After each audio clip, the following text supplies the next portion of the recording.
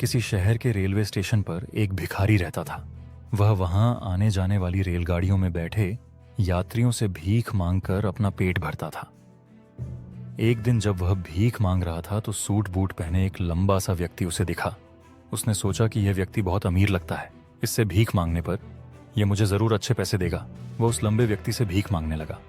भिखारी को देखकर उस लंबे व्यक्ति ने कहा, तुम हमेशा मांगते ही रहते हो, क्या कभी किसी को कुछ देते भी हो? भिखारी बोला, साहब मैं तो भिखारी हूं, हमेशा लोगों से मांगता ही रहता हूं, मेरी इतनी औकात कहां कि किसी को कुछ दे सकूं। लंबा व्यक्ति बोला, जब किसी को कुछ दे नहीं सकते तो तुम्हें मांगने का भी कोई हक नहीं है। मैं एक व्यापारी हूं और लेन देन में ही विश्वास करता हूं। अगर तुम्हारे पास मुझे कुछ देने को हो तभी मैं तुम्हें बदले में कुछ दे सकता हूं। इतना कहने के बाद वह लंबा आदमी ट्रेन में बैठकर चला गया। इधर भिखारी उसकी कही गई बात के बारे में सोचने लगा। उस लंबे व्यक्ति द्वारा कही गई बात उस भिखारी के दिल में उतर गई। वह सोचने लगा कि शायद मुझे भीख में अधिक पैसा इसीलिए नहीं मिलता क्योंकि मैं उसके बदले में किसी को कुछ दे नहीं पाता हूं। लेकिन मैं तो भिखारी हूं, किसी को कुछ देने लायक भी नहीं हूं।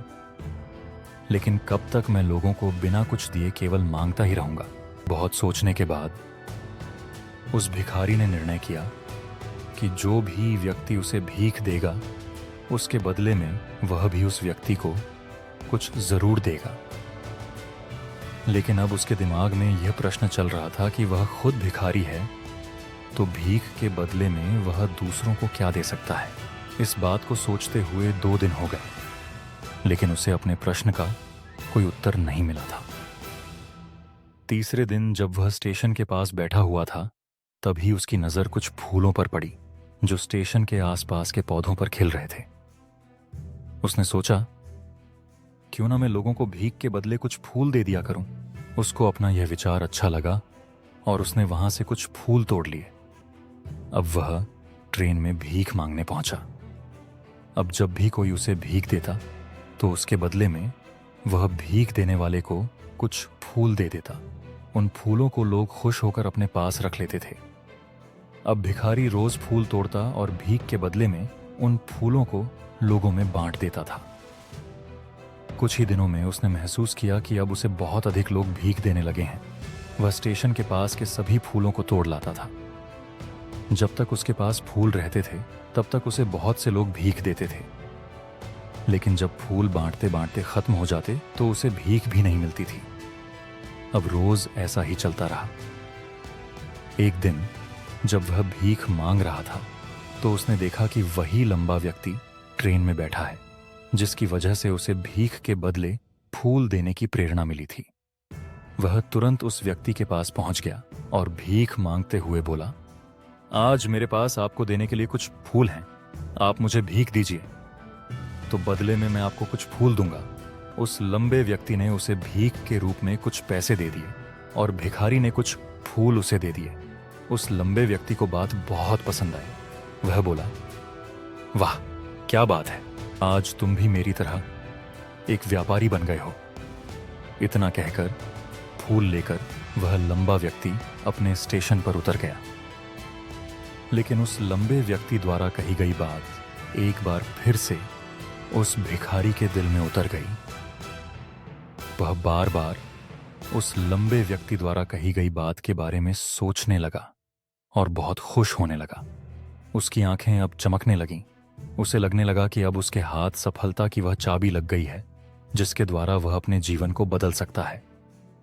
वह तुरंत ट्रेन से नीचे उतरा और उत्साहित होकर बहुत तेज आवाज में ऊपर आसमान की तरफ देखकर बोला, मैं भिखारी नहीं हूं, मैं तो एक व्यापारी हूं, मैं भी अमीर बन सकता हूं। लोगों ने उसे देखा तो सोचा कि शायद यह भिखारी पागल हो गया है। अगले दिन से वह भिखारी उस स्टेशन पर फिर कभी नहीं दिखा। लेकिन 6 महीने बाद इसी स्टेशन पर 2 व्यक्ति सूट बूट पहने हुए यात्रा कर रहे थे। दोनों ने एक दूसरे को देखा तो उनमें से एक ने दूसरे से हाथ मिलाया और कहा, क्या आपने मुझे पहचाना? दूसरा व्यक्ति बोला, नहीं, क्योंकि मेरे हिसाब से हम लोग पहली बार मिल रहे हैं।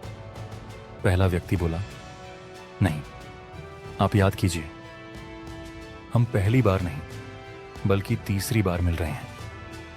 दूसरा व्यक्ति बोला, मुझे याद नहीं। वैसे हम पहले 2 बार कब मिले थे? अब पहला व्यक्ति मुस्कुराया और बोला, हम पहले भी 2 बार इसी ट्रेन में मिले थे। मैं वही भिखारी हूं जिसको आपने पहली मुलाकात में बताया कि मुझे जीवन में क्या करना चाहिए, और दूसरी मुलाकात में बताया कि मैं वास्तव में कौन हूं। दूसरा व्यक्ति मुस्कुराया और अचंभित होते हुए बोला, याद आया, तुम वही भिखारी हो जिसे मैंने एक बार भीख देने से मना कर दिया था, और दूसरी बार मैंने तुमसे कुछ फूल खरीदे थे। लेकिन आज तुम ये सूट बूट में कहाँ जा रहे हो, और आजकल क्या कर रहे हो?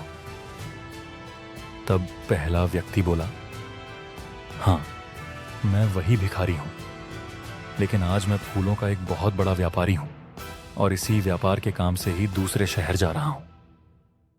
कुछ देर रुकने के बाद वह फिर बोला, आपने मुझे पहली मुलाकात में प्रकृति का वह नियम बताया था जिसके अनुसार हमें तभी कुछ मिलता है जब हम कुछ देते हैं। लेन देन का यह नियम वास्तव में काम करता है।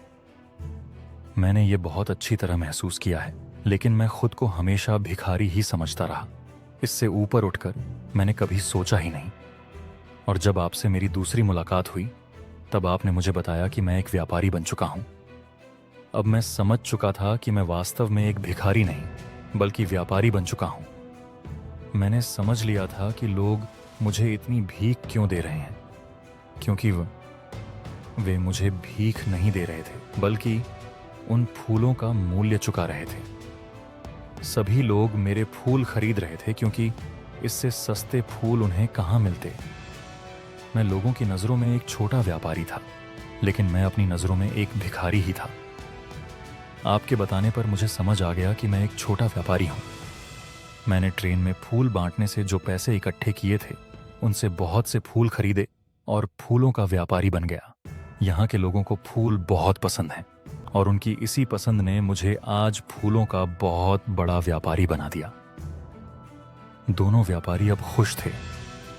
स्टेशन आने पर वे साथ उतरे और अपने अपने व्यापार की बात करते हुए आगे बढ़ गए।